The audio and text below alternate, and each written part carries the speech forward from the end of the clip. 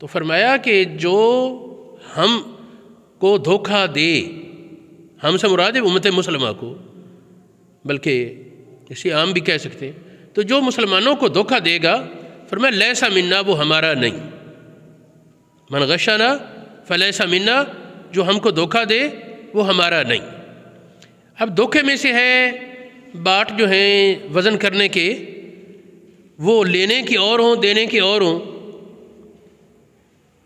ہمارے ہاں لینے کے تو چلو نہ صحیح، اس میں بھی چکر بازی ممکن ہے، دینے کے باٹ الگ بنانا یا کانٹے میں کنڈے جس پر تولنا ہے اس میں اوپر نیچے کرنے کے وہ راز ہوتے ہیں ان لوگوں کے پاس، جس سے فرق آ جاتا ہے۔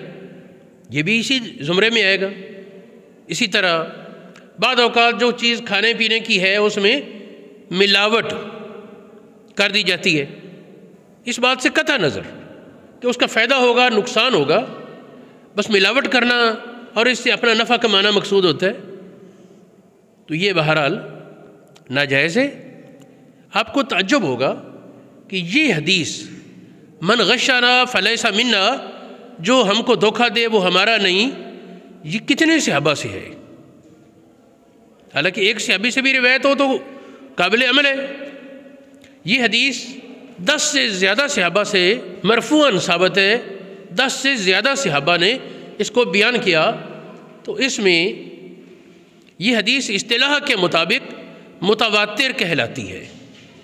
حدیث کی ایک قسم ہوتی متواتر، اس کا مطلب یہ ہوتا ہے کہ اس کے ثبوت نبی پاک صلی اللہ علیہ وسلم تک یقینی ہے، جس میں شک و شبہ کی گنجائش ہی نہیں۔ بھی اگر ایک آدھ راوی ہو تو ممکن ہے نا کہیں کسی راوی سے بھول ہو گئی، غلط فہمی ہو گئی، لیکن جب ایک جمع غفیر روایت کر رہا ہے تو ماننا پڑے گا کہ وہ نبی پاک ہی کا فرمان ہے۔ پھر اس حدیث کی عبارت مختصر ہے، لمبی عبارت ہو تو امکان ہے کہ روایت بالمعنی ہو، مفہوم لفظ صحابی کیوں مفہوم نبی پاک کا ہو، یہ امکان تھا، لیکن جن حدیثوں کی عبارت مختصر ہے وہاں یہ امکان بھی نہ ہونے کے برابر، خاص طور پر جب ایک جماعت صحابہ کی وہ سارے ایک ہی لفظ روایت کر رہے ہیں۔ اس کا مطلب یہ ہے کہ یہ الفاظ نبی پاک کی ہیں۔ من غشنا فلیسا منا، جو ہم کو دھوکہ دے وہ ہمارا نہیں۔ ہم امت مسلمہ کو جو آدمی دھوکہ دے گا وہ ہمارا نہیں۔ اسی طرح یہ جو دوائی، اس میں آج کل ایک چکر چلتا ہے کہ دوائیاں 2 قسم 3 قسم 4 قسم ہوتی ہیں، دیسی دوائیاں بھی اور دوسری بھی، تو اس میں ظاہر ہے وہ دھوکے کا پہلو ہے نا۔ پھر بعض اوقات یہ ہوتا ہے کہ دوائی کی ڈیٹ ختم ہو چکی ہوتی ہے، سٹور والے کو پتہ ہے ڈیٹ ختم ہے، پھر دے دیتا ہے وہ، چلو جی میرے پیسے کمانے ہیں نا۔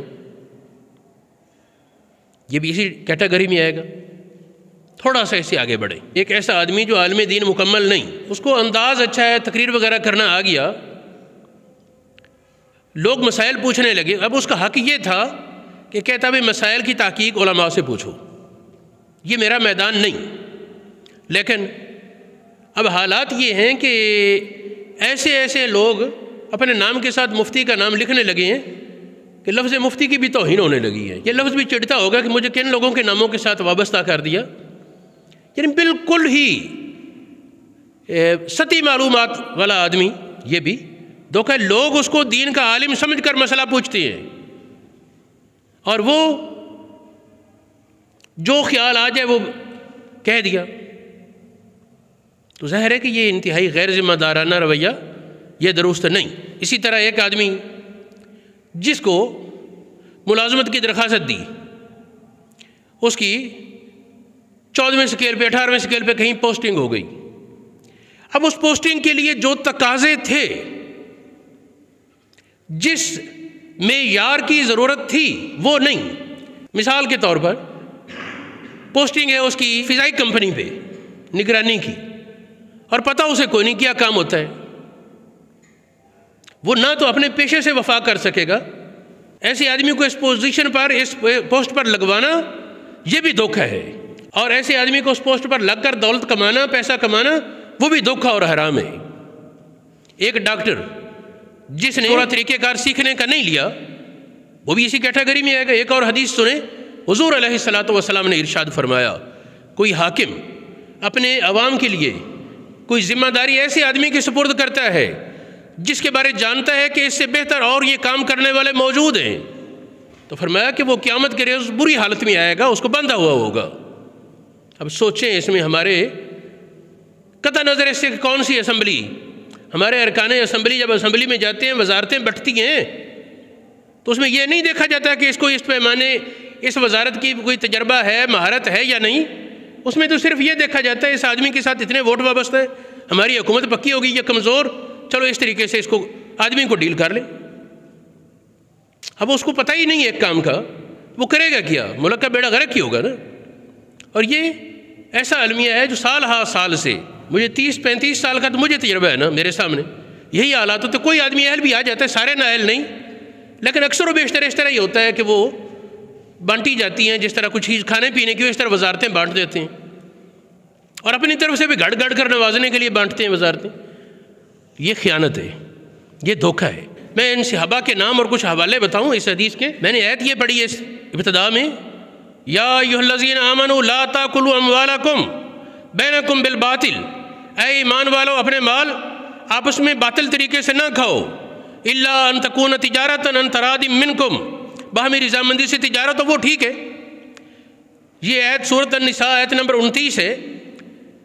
جو میں نے حدیث پڑھی من غشنا فلیس منا، اور یہ اناج والی کہ اناج نیچے گیلا اور اوپر خشک ڈالا ہوا تھا، تو حضور علیہ السلام نے فرمایا جو ہم کو دھوکہ دے وہ ہمارا نہیں۔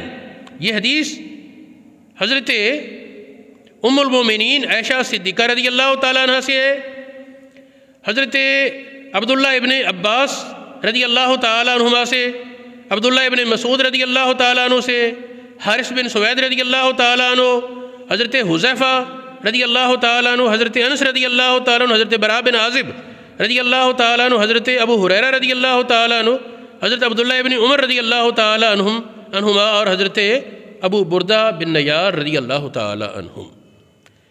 آپ کو یہ میں نے یہ 10-11 نام گنوائے، یہ 10 نام گنوائے ہیں، اس کے علاوہ بھی کچھ اور حضرات سے یہ حدیث روایت ہے۔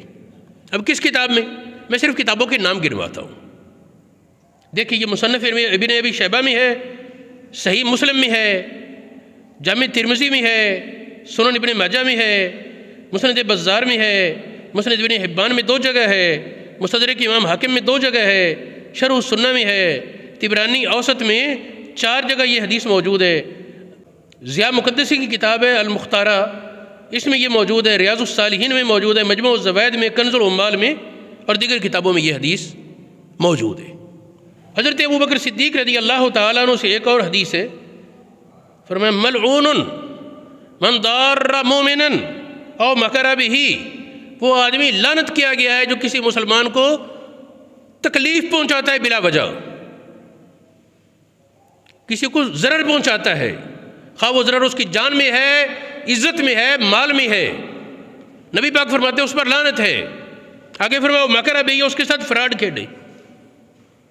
یہ حدیث ترمذی شریف میں موجود، مصابیح السنت میں، مشکات المصابیح، کنز العمال، دیگر کتابوں میں۔